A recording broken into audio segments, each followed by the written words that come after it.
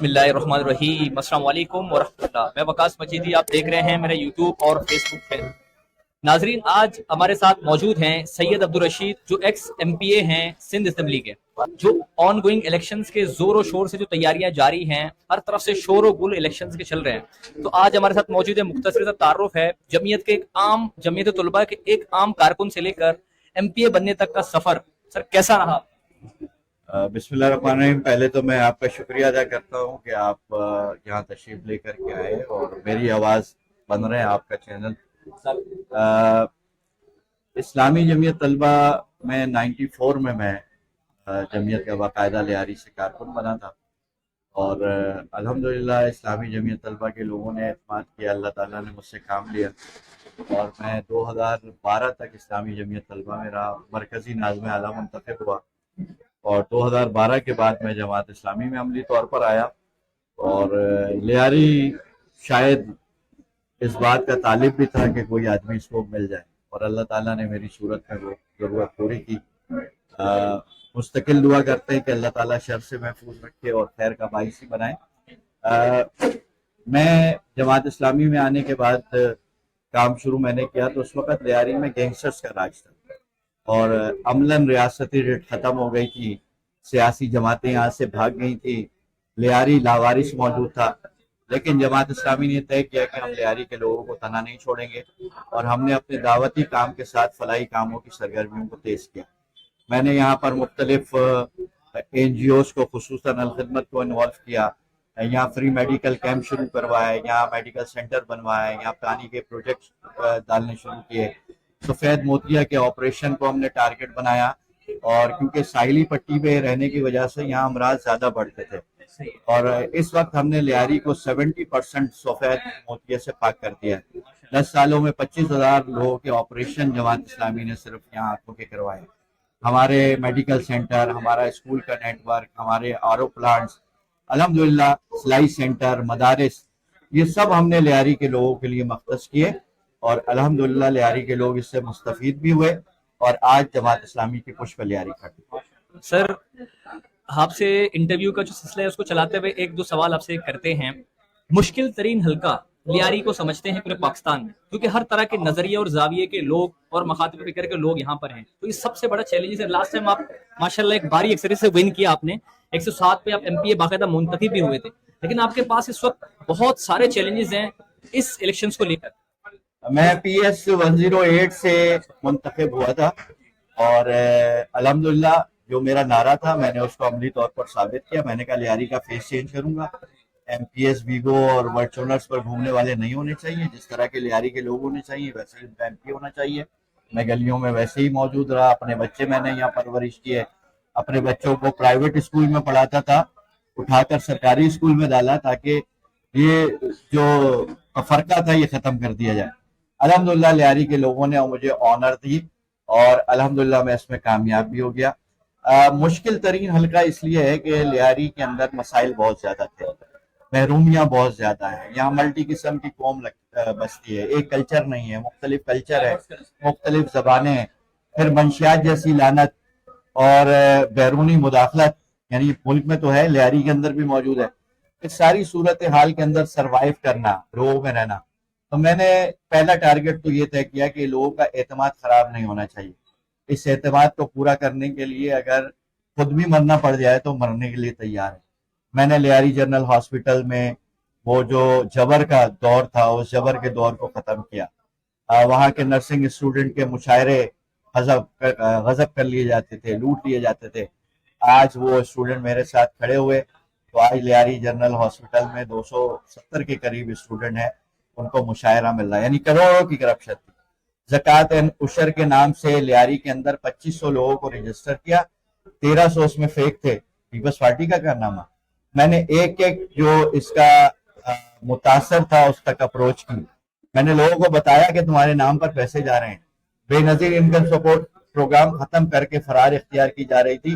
میں وہ M P اے تھا جس نے سندھ اسمبلی میں کہا کہ بے نظیر انکم سپورٹ بند نہیں ہونا چاہیے، لوگوں کو پیسے ملنے چاہیے۔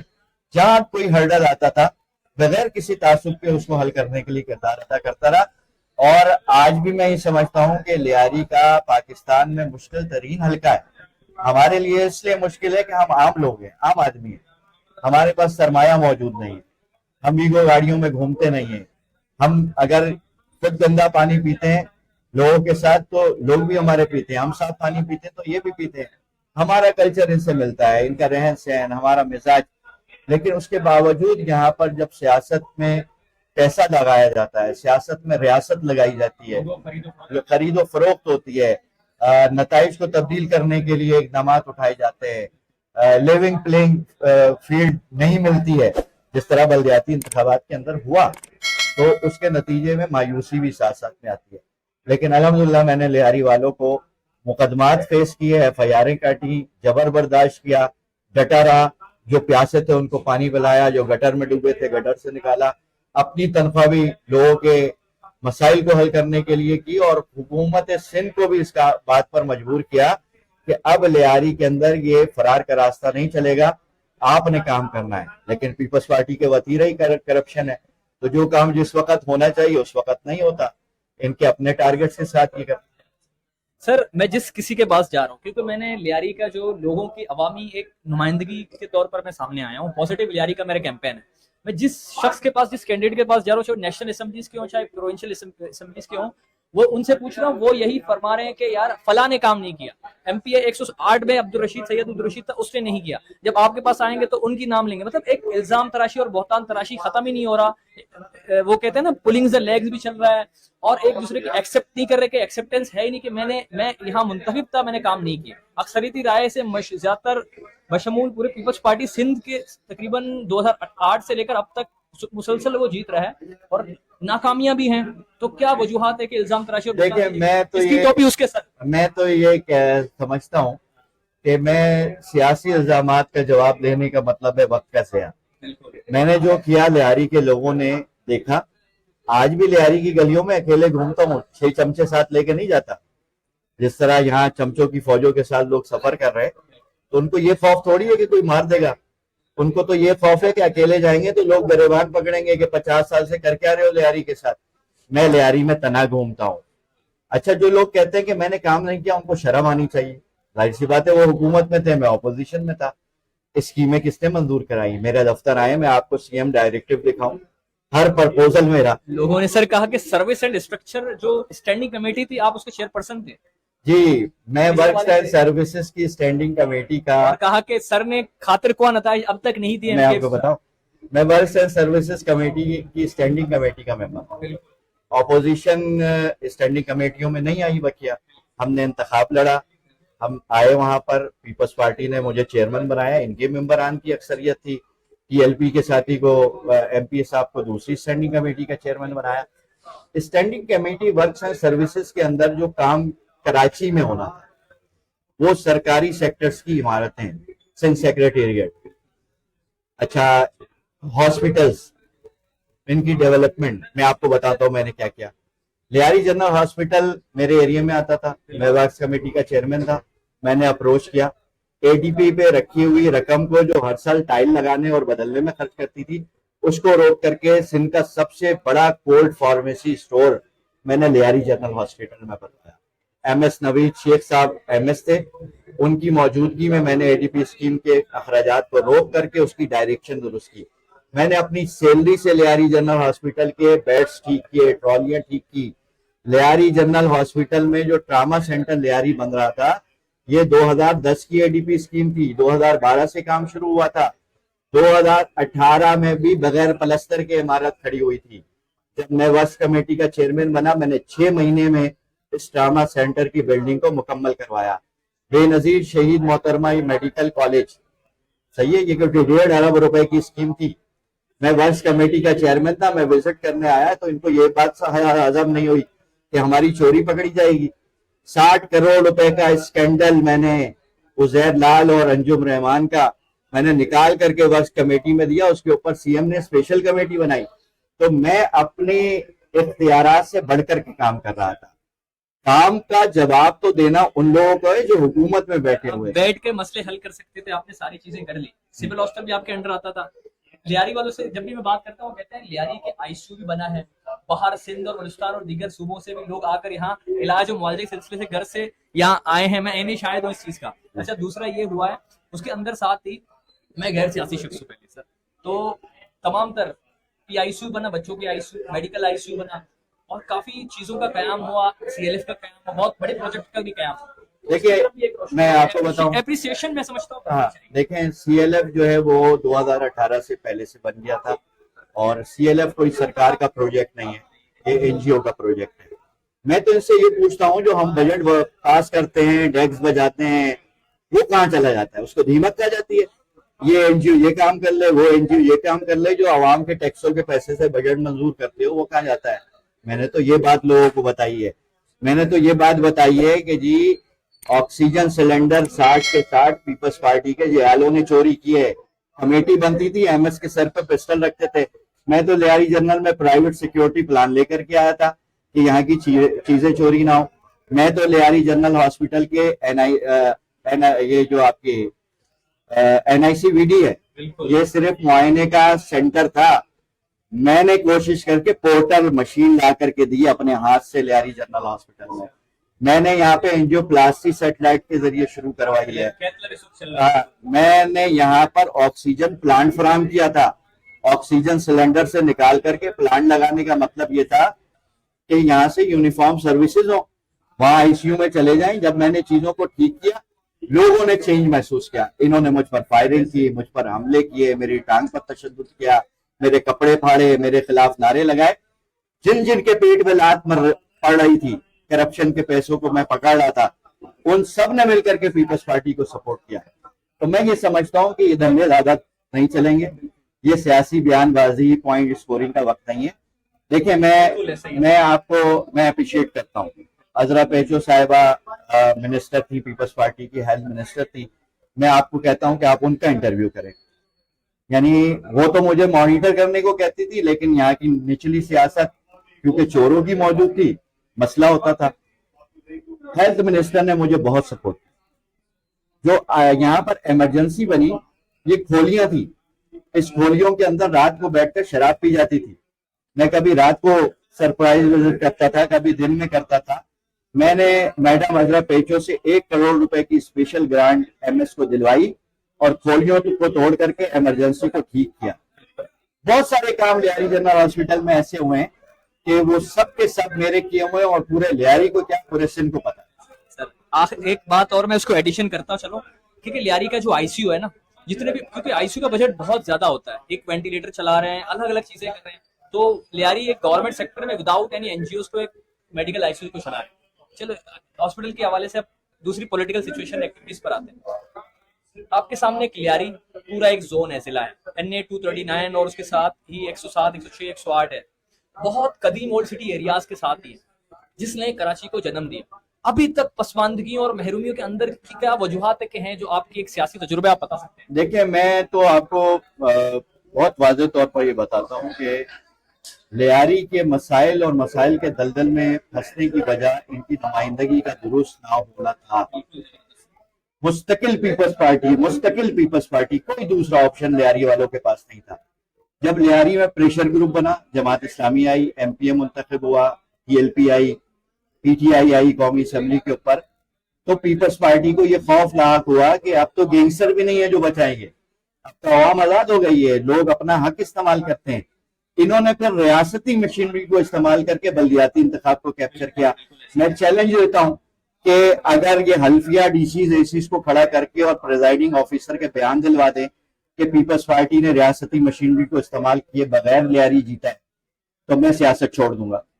میں نے لیاری کے اندر پین لیا ہے, میں نے لیاری کی ترجمانی کی ہے, میں نے لوگوں کو لرننگ دی ہے, لوگوں کو سکھایا ہے, ان کی زبان بناؤ. اس لیے آج لیاری میرے ساتھ کھڑا ہے. آج پیپلز پارٹی کی مخالفت سب سے زیادہ لیاری میں, سب سے زیادہ. یعنی صرف جماعت اسلامی نہیں, پی ٹی آئی کا ورکر بھی پیپلز پارٹی کو ذمہ دار سمجھتا ہے, ٹی ایل پی کا ورکر بھی پیپلز پارٹی کو, جے یو آئی کا ورکر بھی پیپلز پارٹی کو, ایم کیو ایم کا ورکر بھی پیپلز پارٹی کو. تو ذمہ دار کون ہوا؟ جب 10 لوگ مل کر ایک بات کر رہے ہوں اور ان میں سب سے اونچی آواز جماعت اسلامی کی ہو, تو حق بھی جماعت اسلامی کا ہے. کہ جماعت اسلامی کے ساتھ لوگ ساتھ نبھا رہے ہیں. الحمدللہ آج لیاری میں سب سے مضبوط تنظیمی نیٹ ورک جماعت اسلامی کا ہے. اپنی مدد آپ ویلفیئر کے کام کر رہے ہیں, نوجوانوں کی سرپرستی کر رہے ہیں, بنو قابل کے پروجیکٹ چلا رہے ہیں. ابھی میں نے کل ایک پروجیکٹ لانچ کیا ہے, 10,000 نوجوانوں کو رجسٹر کر رہا ہوں لیاری کے, اور وہ بے روزگار نوجوان ہیں. میں ان کو منشیات فروشوں کے ہاتھوں استعمال نہیں ہونے دوں گا. میں نے یہ طے کیا ہے کہ ان 10,000 لوگوں کو ہنرمند بناؤں, ان کی اسکلز ڈیولپمنٹ کے کورسز کراؤں گا. بنو قابل کے 2 کیمپس قائم کر دیے, عبدالرشید ہنرمند مرکز قائم ہو رہا ہے, ترازو ہنرمند مرکز قائم ہو رہا ہے, الخدمت کا جو ہے وہ انڈسٹریل سینٹر 7 اس وقت چل رہے ہیں, ہم اس کو مزید اس کی توسیع کر رہے ہیں. تو یہ سارے کام ہم اس کرنے کے ساتھ ہم یہ چاہتے ہیں کہ مائکرو فائنانس پر ان 10,000 میں سے جو بزنس کرنا چاہتا ہے اور اس کے پاس وسائل موجود نہیں ہے تو اس کو بغیر سود کے قرض فراہم کریں تاکہ اپنے پاؤں پہ کھڑا ہو. جو ہنرمند بن جائے اور اس کو نوکری نہیں مل رہی ہے تو اس کی نوکری کا انتظام کریں, اور جب تک نوکری نہ ملے اس کو گزارا الاؤنس دیں. تو انشاءاللہ جماعت اسلامی اپنے پورے پروجیکٹ کے ساتھ یہاں موجود ہے, اپنی پوری صلاحیتوں کے ساتھ, اپنی قابلیت کے ساتھ, اپنی ایمانداری کے ساتھ, اپنی ایفیشنسی کے ساتھ موجود ہے. اس لیے لیاری کی بلا تفریق ساری قوم ہے, کچھی کمیونٹی, بلوچ کمیونٹی, کھتری, گانچی, میمن, پنجابی, نیازی, پٹھان, سب لوگ اس وقت جماعت اسلامی کی طرف دیکھ رہے ہیں. اور 2024 8 فروری کو ہونے والے انتخابات میں صرف ترازو پہ ہی ووٹ پڑے گا. سر ایک اور اہم سوال ہے, 1941 اگست سے یہ جماعت اب تک قائم ہے, جب تک 80 سال سے زائد ہو چکے ہیں آپ کے جماعت اسلامی کو غالباً, تو اب تک بھی وفاق کے اندر اپنی جگہ یا میزبانی یا نشست تک کیوں نہیں آ سکی؟ وجوہات دیکھیں, یہ رونا تو جماعت اسلامی یا یہ مسئلہ تو جماعت اسلامی بیان کرتی تھی کہ ہمیں اقتدار میں نہیں آنے دیا جا رہا. اچھا, جماعت اسلامی کیونکہ ایک مذہبی سیاسی جماعت تھی تو لوگ نگلیکٹ کرتے تھے اس بات کو. جب مذہبی, الحمدللہ یہ نظریہ ہے, نظریہ پاکستان ہے, پاکستان کا نظریہ اسلام ہے. جی مذہبی ہے. ہاں نہیں, دیکھیں جب ہم مذہبی, ہمارا ملک مذہبی, تو ہماری جماعت بھی مذہبی کلمے کی بنیاد پہ بنا ہے, تو ہمیں کوئی شرمندگی نہیں ہے. اور اسلام سے زیادہ روشن خیالی کہیں بھی موجود نہیں ہے, اسلام سے زیادہ تحفظ کہیں موجود نہیں ہے, اسلام سے زیادہ احترام, اسلام سے زیادہ انصاف کہیں نہیں موجود. جو سب کچھ اسلام میں موجود ہے تو سیاسی جماعت سیکولر بنانے کی کیا ضرورت ہے. میں آپ کو جو بات کرنے جا رہا تھا وہ یہ کرنے جا رہا تھا کہ اس پورے معاملے کو اگر ہم دیکھیں اور جماعت اسلامی کیوں نہیں آئی, تو پہلے یہ بات جماعت اسلامی کرتی تھی, اب بہت ساری پارٹیاں کر رہی ہیں ہمیں آنے نہیں دیا جا رہا, ہمیں آنے نہیں دیا جا رہا. تو میں یہ سمجھتا ہوں ان کو سوچنا چاہیے جو لاتے اور لے جاتے ہیں, اگر ایمانداری موجود ہے, صلاحیت موجود ہے اور ورک کی کوالٹی موجود ہے. عبدالستار اغوانی لیاری کا آدمی, کراچی کا میئر بنایا, 7 سال تک میئر رہا, پانی کے جتنے پروجیکٹ تھے اس نے بنائے, اسکول اس نے بنائے, اسپتال بنائے. ذوالفقار علی بھٹو صاحب نے لیاری جنرل ہاسپٹل کی زمین دی, تعمیر تو عبدالستار اغوانی نے کیا تھا نا. KMC کے 27 اسکول عبدالستار اغوانی نے بنا کے دیے. سرکاری اسکولوں کو اپ گریڈ نعمت اللہ خان نے آ کر کے کیا. فٹ بال گراؤنڈ جتنے تھے پہلے عبدالستار اغوانی نے بنا کے دیے. 4 کالجز 24 میں سے نعمت اللہ خان نے اپنی کم وقت میں, یہاں جماعت اسلامی کا مینڈیٹ نہیں تھا, پیپلز پارٹی کا تھا, سب سے پہلا وزٹ نعمت اللہ خان نے یہاں کا کیا. یہاں کے آج کے پیپلز پارٹی کے UC چیئرمین اختیارات کا رونا رو رہے ہیں. اس وقت پیپلز پارٹی کے UC ناظمین جو تھے ان کو نعمت اللہ خان نے وسائل فراہم کیے, جس طرح جماعت اسلامی کو کیے. اپوزیشن تھی یہ, لیکن ایک یونیفارم پالیسی کے ساتھ لے کر آئے. یہاں کے گٹر کو, مسائل کو, ہر چیز کو حل کرنے کی کوشش کی. مسئلہ ہمیں آنے کیوں نہیں دیا جاتا, ہم سے لانے والے جو ہوتے ہیں, جو باقی کو لاتے ہیں, وہ خوفزدہ ہیں کہ ہم آ جائیں گے تو واپس نہیں جائیں گے. اور ہم واپس کیوں نہیں جائیں گے کہ ہمارے اسکینڈل کی فائلیں نہیں ہوگی, ہمارے پاس کرپشن کا کوئی عنوان موجود نہیں ہے, ہمیں کوئی ویڈیو دکھا کر کے وفاداریاں تبدیل نہیں کروا سکتے, ہمارے ووٹ نہیں خرید سکتے. سینٹ کے اندر میں ایک ممبر تھا, سینٹ کے انتخابات میں ایک انتخابات سینٹ کا ملا. مجھے وفاق کی پارٹی نے 7 کروڑ کی پیشکش کی, صوبے کی پارٹی نے 1 ووٹ حاصل کرنے کی 4 کروڑ کی پیشکش کی. PTI کے MPA بکے, پیپلز پارٹی کے بکے, MKM کے بکے, اور لوگ بکے, لیکن ایک جماعت اسلامی کا آدمی تھا جس کو خریدا نہیں جا سکا.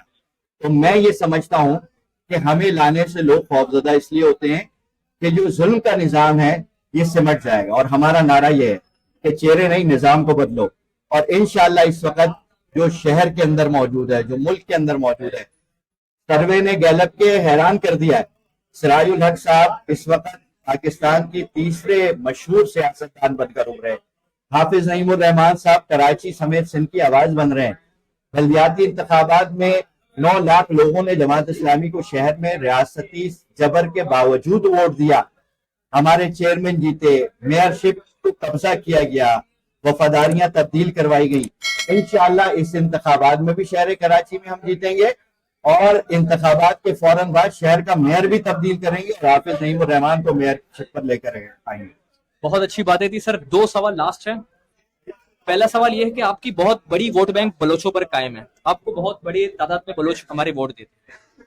آپ نے غزہ کے لیے تو ملین مارچ نکال لیا. کافی لوگ یہی شکوہ کر رہے ہیں کہ بلوچوں کے ساتھ جو ظلم ہوا، روا رکھا گیا ابھی حال ہی میں اسلام آباد میں، تو آپ نے ان کے لیے کوئی مارچ کیوں نہیں نکالا؟ میں یہ سمجھتا ہوں کہ بلوچ قوم کے ساتھ انتہا کی زیادتی ہوئی. وہ بلوچ یہاں کا رہنے والا ہو، وہاں کا رہنے والا ہو، یہاں کا کچی رہنے والا ہو، اس کے ساتھ بھی زیادتی ہوئی. تو زیادتی جو ہوتی ہے نا، اس کے اندر قوم کا مسئلہ صرف نہیں ہے، ہر قوم میں ظالم اور مظلوم موجود ہے. بلوچوں کے استحصال میں استحصال کرنے والوں کے ساتھ بلوچ سردار ملے ہوئے تھے، ٹھیک ہے، کچھیوں کے ساتھ کچھیوں کے وڈیرے ملے ہوئے تھے. اس لیے میں بہت واضح طور پر یہ کہہ رہا ہوں کہ جماعت اسلامی مظلوموں کی ترجمان ہے. مولانا ہدایت الرحمان نے جس آواز کو صرف نسلی تعصب میں دبایا جاتا تھا، اس آواز کو مولانا ہدایت الرحمان نے جماعت اسلامی کے اٹھا کر کے نیشنل اور انٹرنیشنل لیول پر منوایا. جماعت اسلامی نے بلوچوں کی واحد جماعت ہے کہ جس نے بلوچوں کی آنرشپ لی، ان کے ساتھ جو ظلم تھا اس کو بیان کیا. سینیٹر مشتاق صاحب نے سینٹ میں، عبدالحق چترانی نے قومی اسمبلی میں، سندھ اسمبلی کے اندر میں غیر بلوچ تھا نا، لیکن بلوچوں کا نمائندہ تھا، میں نے بات کی. میں آپ کو بتاؤں کہ اس وقت مہارنگ بلوچ صاحبہ نے جو جرأت کا مظاہرہ کیا ہے، ہم ہیں جو ان کی پشت کے اوپر کھڑے ہیں، ہم ان کے ساتھ. میں آپ سے یہ بتا رہا ہوں نا، میں عرض کر رہا ہوں کہ گوادر کی حق دو بلوچستان تحریک کیا ہے، اس کے سلوگن کیا ہے. مولانا ہدایت الرحمان کون ہے؟ جماعت اسلامی ہے، اور لوگ بھی اس کے ساتھ شامل ہیں. جماعت اسلامی کے مطالبات میں مسنگ پرسن کو بازیاب کرنا ہے، جو لوگ ہیں ان کو عدالتوں میں پیش کرنا ہے. بلوچستان کے سمندر پر بلوچستان کے مقامیوں کا حق ہے، ان کو تجارت کے راستے دینے ہیں. آوت جاوت کے اوپر پوچھنے کا معاملہ ختم ہونا چاہیے. شناختی کارڈ کی شناختی پیریڈ ختم ہونی چاہیے. کس نے یہ آواز نکالی؟ یہ جماعت اسلامی نے نکالی. لاکھوں کے مارچ جماعت اسلامی نے لیڈ کیے بلوچستان کے اندر. آج مہارنگ بلوچ صاحب چیزوں کو لیڈ کر رہی ہیں، میں ان کو خراج تحسین پیش کرتا ہوں. جماعت اسلامی آنرشپ لیتی ہے. سینٹ پہ ہم بات کر رہے ہیں، ہمارا سینیٹر مشتاق احمد صاحب، اس کا خصوصی ٹاسک دیا ہوا ہے ان کو. وہاں پر الخدمت کے میڈیکل کیمپ چل رہے ہیں، روٹی کا انتظام جماعت اسلامی کر رہی ہے، تمبو جماعت اسلامی نے فراہم کیا ہے. بہت سی سیاسی جماعتیں جو کر رہی ہے، یہ جماعت اسلامی ہے. میں یہ سمجھتا ہوں کہ جو بلوچوں کے ظالم ہیں نا، یہ بلوچوں کی ان محرومیوں کو سیاسی مقاصد کے لیے استعمال کر کے ہمارے خلاف استعمال کرتے ہیں. اور مظلوم بلوچی جو اپنی آنکھوں سے دیکھ رہا ہے، اس نے دیکھا نا 5 سالوں میں لیاری میں کس کے لیے لیاری جنرل ہسپتال میں لڑ رہا تھا، مار کھا رہا تھا، ایف آئی آر بھگت رہا تھا. بلوچ علاج کرانے جاتے ہیں، ان کی دوائیاں چوری ہوتی ہیں، میں ان کے لیے لڑ رہا تھا. کس کے سیوریج کے لیے لڑ رہا تھا؟ بلوچوں کے لیے لڑ رہا تھا. یہ تو ویڈیو میں آتے ہیں الیکشن کے دنوں میں، اس کے بعد چلے جاتے ہیں. آج بھی انہی کو لے کر کے آئے انتخابات میں. تو میں یہ سمجھتا ہوں کہ کسی پروپیگنڈے میں آنے کے بعد کسی ظلم کا شکار خود ہو جائیں اور مجموعی طور پر لیاری کو کر دیں، تو میں بلوچ قوم سے اور لیاری کی ساری قوموں سے یہ کہتا ہوں کہ ایمانداری کے ساتھ، حق اور سچ کے ساتھ کھڑے رہیں. اللہ سرخرو کرے گا. اور جماعت اسلامی کے پاس یہ کوالٹی موجود ہے کہ وہ حکومت میں نہ ہو تو بھی ڈیلیور کرتی ہے، جب حکومت میں آ جائے گی تو لیاری کا نقشہ بدل دے گی. سوال ہے کہ جو نمائندے الیکشن سے پہلے جو وعدے کرتے ہیں ان کے اوپر وفا نہیں کرتے، جو خواب دکھاتے ہیں ان کے اوپر تعبیر نہیں کرتے. کہ آپ الیکشن بڑی اکثریت سے جیت جائیں اور آپ کی 2 سے 3 تہائی اکثریت میں اگر وفاق کے اندر ہی بنے، تو کس طرح سے آپ وعدوں کے اندر وفا کریں گے اور بہترین طریقے سے اس سسٹم کو مینج کر کے دکھائیں گے؟ دیکھیں، میں نے تو پہلے بھی بات کی کہ ماضی کی مثالیں سامنے. ہم نے 4 سال کی مدت میں کراچی کی نظامات ہمیں ملی، نعمت اللہ خان سٹی ناظم تھے. 4 अरब रुपए थे कराची के पास काम करने के लिए। नेमतुल्ला खान जब गया तो 25 मॉडल पार्क छोड़ के गया, दिल का अस्पताल छोड़ करके गया, 24 कॉलेज छोड़ के गया, 11 अंडरपास छोड़ के गया, 12 फ्लाईओवर छोड़ करके गया और 42 अरब रुपए भी छोड़ करके गया। हमने किया है तो हम बोलते हैं। अब्दुल सत्तार अगवानी मेयर बना, सऊदीया के बादशाह ने सोने का प्याला दिया कारकर्दगी की बुनियाद पर। शारा फैसल बनाया, शारा लियाकत बनाया, कोरंगी बाईपास बनाया, साइट एरिया बनाया, K2 का प्रोजेक्ट पानी का बनाया, अब्बासी शहीद हॉस्पिटल बनाया, मीरा पीर हॉस्पिटल बनाया, चाकीवाड़ा मैटरनिटी होम बनाया, सिर्फ लियारी के अंदर 11 सरकारी डिस्पेंसरी बनाई, 27 स्कूल बनाई। तो हमारे पास खयानत नहीं है, हम अमानत को अमानत समझते हैं। वोट एक अमानत है। मैं इलेक्शन में जब आया था तो मैं नौकरी के लिए नहीं आया था कि मेरी नौकरी मिल जाएगी, मुझे तनख्वाह की लालच थी। मुझे 5 साल तनख्वाह मिलती रही है। आखिरी दिन इजलास में 92 करोड़ रुपए का हिसाब दे करके आया हूं। मैंने पब्लिक के ऊपर खर्च किया, 1 रुपया अपने बच्चों पर खर्च नहीं किया। मैं कोई लैंडलॉर्ड नहीं हूं, मेरी बिलें नहीं चलती। मेरे घर में भी जो दिन में सालन पकता है रात को दही के साथ मिला करके खाया जाता है। मेरे घर के अंदर भी गैस नहीं आती, मेरे घर में भी गैस नहीं आती। आज भी यहाँ आने से पहले बेगम को सिलेंडर भर के दे करके आया हूँ। मेरे घर के ऊपर भी गंदा पानी आता था, मेरे घर के ऊपर भी बिजली का मसला मौजूद है। मैं भी परेशान हूँ मोहल्ले में बिकती हुई मंशियात से, क्योंकि मेरे बच्चे भी इसी मोहल्ले में पढ़ते हैं। अगर इन 5 सालों में लियारी के लोगों ने लियारी की आवाज ऐवानों में सुनी और हुकूमत पर प्रेशर महसूस किया तो उसकी वजह जमात इस्लामी है। एक आखिरी सवाल सर मुझे याद आया, तो मैं ये समझता हूँ लोग अक्सर जितने हमारे सियासी लीडरान हैं वो अपनी तंजीमी नज़्म व ज़ब्त, आपकी जमात इस्लाम की तंजीमी नज़्म बेहतरीन और बहुत सख्त है। क्या आपके मफाद अवाम के लिए होंगे या आपकी तंजीम के लिए होंगे? एक ऐसा वक्त आए कि अवाम को भी आपको दिखाना है और तंजीम के लिए। देखिए, मैं आपको उसकी एक छोटी सी मिसाल देता हूँ। मैं जब असेंबली में गया तो हमारे सियासी इखलाकी रवैये ने मुझे असेंबली के 100% लोगों ने गर्विदा बना लिया। पीपल्स पार्टी के लोग भी मुझसे कहते थे, इनके मिनिस्टर कहते थे तुम हक बोलते हो, तुम सच बोलते हो। मेरी मिसाल हुकूमती बेंच पे बैठे हुए लोग अपोजिशन बेंचों पे बैठे हुए एमपीएस को देते थे कि सियासत ऐसे होती है, इख्तलाफ रखता है, बात करता है। मैं जब इस असेंबली के अंदर था मौजूद तो मैंने अपने रवैये से इस बात को साबित किया है कि मैं सही नुमाइंदा। मैंने तर्ज सियासत को दुरुस्त किया। मेरी वजीरों से बहुत अच्छी दोस्ती थी, मेरी निजी दोस्ती भी मेरे सरमायों की बुनियाद पर नहीं था। मैंने जो वहां काम किया असेंबली के अंदर, अपने इखलाकी रवैये से मुतासर किया, अपनी बात पहुंचाई, लियारी की आवाज बना। लोग हमदर्दी रखते हैं, लोगों ने मुझे सपोर्ट भी किया। तो अगर पीपल्स पार्टी के जो मिनिस्टर हैं वो मेरी एक फोन कॉल के ऊपर यहाँ के स्कूलों में आ जाते थे, हेल्थ मिनिस्टर मेरे एक फोन पर आकर के मसला हल करते थे, वजीर बल्दियात मेरे फोन पर और एहतजाज पर आकर के मुझसे बात करते थे, मुज़ाकरात करते थे और मसाइल का हल करते थे। तो ये 24 वजीर 25 वजीर मुझे 1-1 2-2 नौकरियां भी दे सकते थे। सही है, 1-1 2-2 नौकरियां लेने का मतलब क्या है? खाना हो जाऊं कि अब्दुल रशीद ने 1 नौकरी ले ली, 2 नौकरी ले ली। मेरे कारकुनान बेरोजगार हैं, लेकिन मेरे कारकुनान के साथ लियारी का 50,000 नौजवान बेरोजगार है। मैं अपने सियासी कारकुन को बेनिफिट देने के लिए नहीं आया था, मैं लियारी के आवाज बनने के लिए आया था। मुझे तो पीपल्स पार्टी ने मुंतखब होने के बाद ये कहा था कि आप मिनिस्टर बन जाए। मैं अय्याशी की जिंदगी नहीं गुजार सकता था, एक झंडे वाली गाड़ी में नहीं घूम सकता था। पीपल्स पार्टी की जो बड़ी बाजी है उनकी ऑफर थी मुझे कि आप मिनिस्टर बन जाए। मैंने मना कर दिया। तो उन्हीं के एक वजीर ने कहा कि पूछो तो सही कि मना क्यों कर रहा है। जब मुझसे पूछा गया पीपल्स पार्टी की क़यादत की तरफ से कि आप मना क्यों कर रहे हैं, हमारे यहाँ तो लोग ब्रीफकेस लेके घूमते वजीर बनने के लिए, लड़ाइयां होती हैं, हम आपको वजीर बना रहे, एक एमपी है।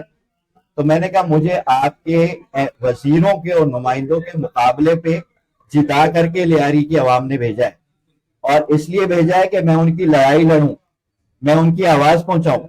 मैं मिनिस्टर बन करके आपकी टेबल के पीछे मुंह बन करके नहीं बैठ सकता।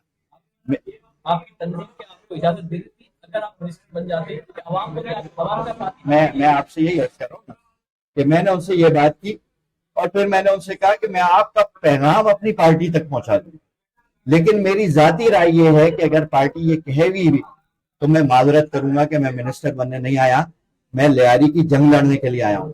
اور میں نے ان کو یہ بات باور کرائی تھی کہ میرے پاس 5 سال ہے، میرے پاس کھونے کے لیے کچھ نہیں ہے، میں پاؤں گا ہی پاؤں گا۔ نہ میں ایم پی ایم این اے کے خاندان سے ہوں، میں ایم پی ایم این اے کے خاندان سے ہوں، نہ میری جاگیروں کا مسئلہ ہے، نہ میرا بھتہ چلتا ہے، مجھے کچھ نہیں کھونا ہے، مجھے صرف پانا ہے۔ لیکن آپ کو یہ بتا رہا ہوں کہ 2018 میں جو آپ کو ووٹ ملے، اگر آپ کی روش وہی رہی جو پچھلے 30 سال سے ہے، تو میں آپ کو آج کے دن بتا رہا ہوں کہ 2024 اور 23 کی جو انتخابات ہیں ان میں اس کے آدھے ووٹ بھی آپ کو نہیں ملیں گے۔ سر یہ تھے سید عبدالرشید جو ایکس ایم پی اے ہیں اور اس وقت نیشنل اسمبلی 240 اور پی ایس 106 کے لیے نومینیٹڈ کینڈیڈیٹ ہیں اور اسٹرانگ بہت مضبوط امیدوار ہیں۔ بہت اچھی خاصی ایک ووٹ بینک یہاں پہ ہے لیاری کے اندر اور اس حلقے کے اندر، تو لہٰذا میرا جو مقصد ہے ہر ایک کینڈیڈیٹ کے پاس وزٹ کرنے کا، وہ لیاری کے لیے اور اس حلقے کے لیے ایک بہترین نمائندے کا انتخاب ہو۔ اور آپ ضرور میں اس عوام سے مخاطب ہوں جو ووٹ دینے والے ہیں، اس بار ووٹ 8 فروری کو بڑی غور و خوض کر کے کانشیس لیول کو ایکٹیویٹ کر کے دینا ہے۔ ایک ایسا بہترین اور دیانتدار اور ایک بہترین میزبان ہمیں اسمبلیز کے اندر ہمیں مہیا ہو اور ہمارا کام کرے، نہ کہ کوئی مفاد کی بنیاد پر، وہ صرف بنیاد ہو حق کی بنیاد پر ہو اور ظلم کے خلاف ہو۔ جزاک اللہ، بہت بہت شکریہ سر، اپنے بہت قیمتی وقت سے